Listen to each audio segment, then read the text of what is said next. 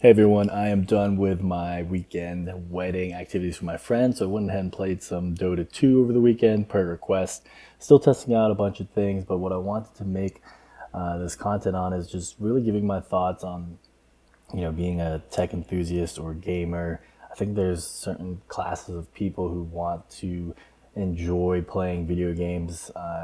So I think it's people who are just casual gamers, people who maybe want to play competitive games like CSGO, Dota, or League, where you want to win.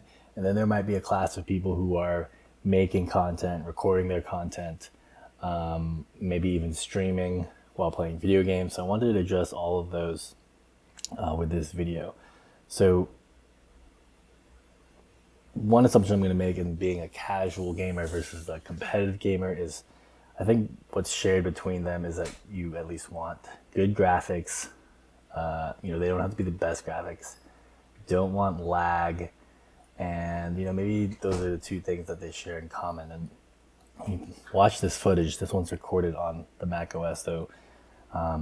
There is some performance loss because it's recording with QuickTime, though it's negligible in my opinion. You can see the graphics are turned up. There's not that much noticeable lag on a screen recording. And maybe if I switch to the other camera. See here, I'm still getting a bunch of kills. I'm Ricky here. I'm the invisible guy, just poning it up, tearing it up. But what I wanted to add is that, this device will perform for casual gamers, and maybe even some competitive gamers, just putting some of the settings down, getting good FPS on screen. Now you can see here with the Mac OS, I even bumped that quick note feature. So you do have to configure your Mac OS devices if you are not familiar with them to game properly. Now, one thing that I want to talk about in terms of just being like a comparison bias is that coming from a gaming PC, I think sometimes you could want like 144 frames per second or just something I can't really put into words, just the smoothness to Windows gaming PCs that Mac OS, even with the M1 Max and what I've seen with M1 Ultra, just doesn't have. And I think it's the OpenGL or Direct. Something with Mac OS just makes it seem like there's input lag. It gets very annoying to play, even though I'm testing this for YouTube or testing this if I was to use this as a all-in-one machine. It's just something that you need to consider when playing. So compared to, as you're seeing here, or as in other footage, I usually play in the Zephyrus G15. I just don't feel like there's some kind of difference, even though it says 60 FPS, and even though there's synthetic benchmarks and all this stuff that you'll see from other YouTubers reviewing this device. Like being someone who's actually playing a game, trying to win the game, it's just a noticeable lag. And there's stuff I'll talk about, like even what's going on in this footage right here. For some reason, the HDMI output was lagging. So this might be something to investigate, which could severely hurt people who are trying to stream on an external device. If you have another streaming PC, because at least where I show this other footage, one, it's not, temps are okay, but just capturing off a external video DSLR doesn't show the lag. But for some reason when recording, it wasn't my Zephyrus G15. There's something going on with the output. I can't confirm this because I don't have another monitor that's duplicating. Something's going on. So I ended up just turning off the screen record and capturing locally, or just capturing from the A6000 for the rest of this footage. So ultimately, that is my take on playing Dota 2 on this computer. I'm going to be making more reviews on other types of games. Of course, I typically only play League, Dota 2, maybe a little bit of Diablo. But going back to that initial breakdown of my perspective on gamers, on the casual, the competitive, and then kind of the technical streamer gamer. For casual players playing this game, you can bump down the settings, you get 60 FPS.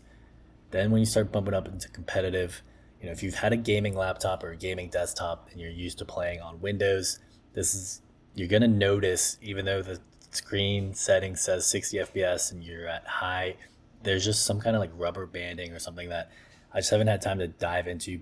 People who game on Macs playing this game.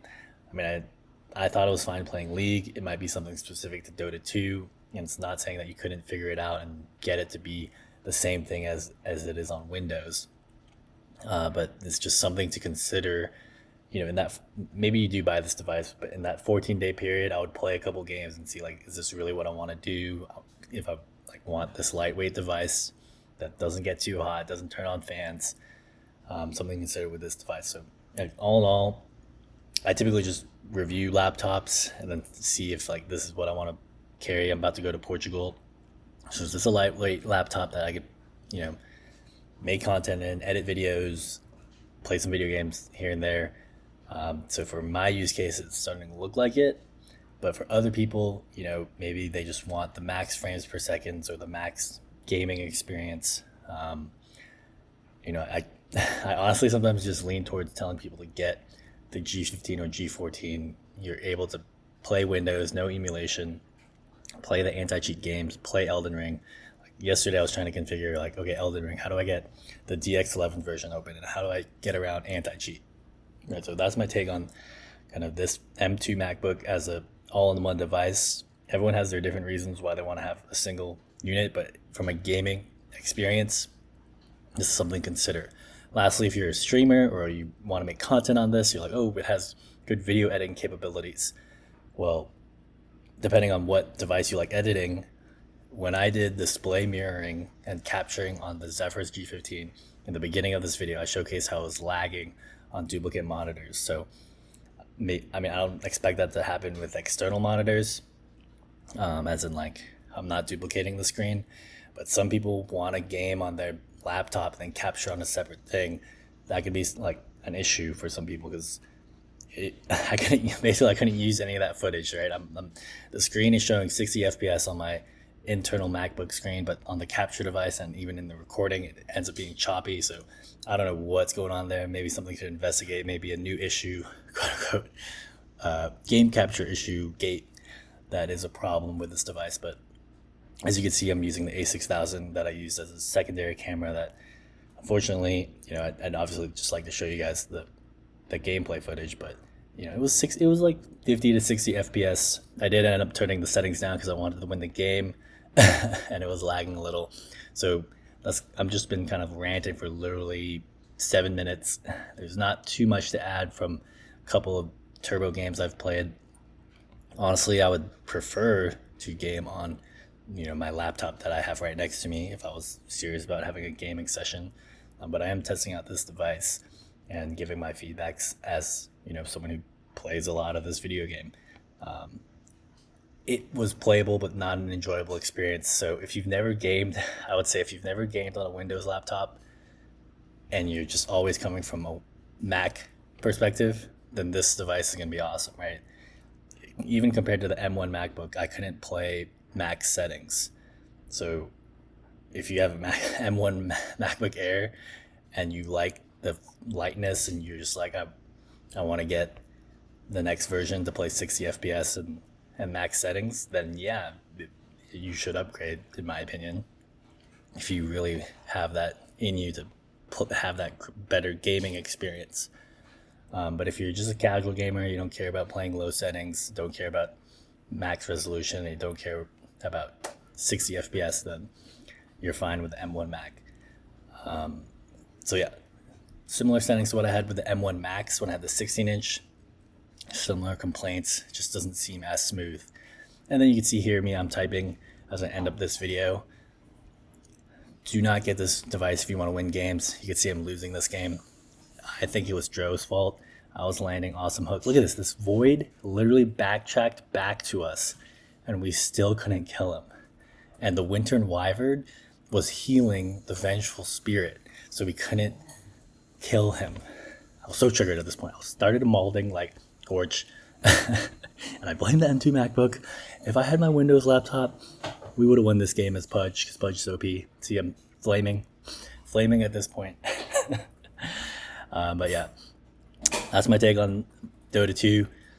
It's not going to help you be better. You might actually play, I'm actually serious, you might, if you're coming from Windows, the hotkeys aren't the same. Pressing Alt, I use Alt. You can see my thumb is in a weird position. It was kind of difficult to get used to that as well.